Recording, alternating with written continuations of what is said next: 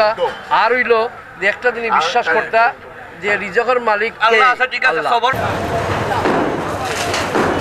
কি আর ভাই মোবাইল খেয়ে দিব আপনারে টিকা, আপনি কই টিকা দিব আপনারে?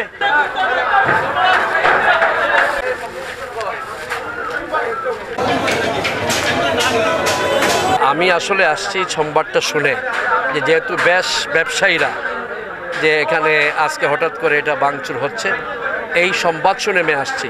এখানে লিজের ব্যাপারে বা সরকার কি করবে এটা তো আমার বলার বিষয় না, এটা সরকারই জানে, বা যারা হয়তো লিজ নিয়েছে তাদের ডকুমেন্ট দিয়ে তারা যদি আইনগত পদক্ষেপ নেয় সেটা তাদের ব্যাপার। আমি শুধু এসেছি যে এইভাবে একটা মার্কেট হুট করে 2 ঘন্টার মধ্যে, এটা একটু অনাকাঙ্ক্ষিত, অনভিপ্রেত, এটা সত্যি দুঃখজনক।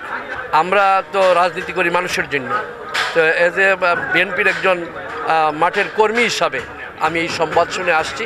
এবং আমি এর পূর্বেও সকাল 12টা 12:30 দিকে ডিসি সাহেবকে ফোন দিয়েছি, ফোন দিয়ে বলছি যে এইগুলো এরা নিম্ন আয়ের মানুষ, তাদেরকে একটু সময় দেন, 10-12টা দিন। তো উনি বলছেন যে আজকে শুধু সময় দেওয়া যাবে, এর বাইরে সময় দেওয়া যাবে না।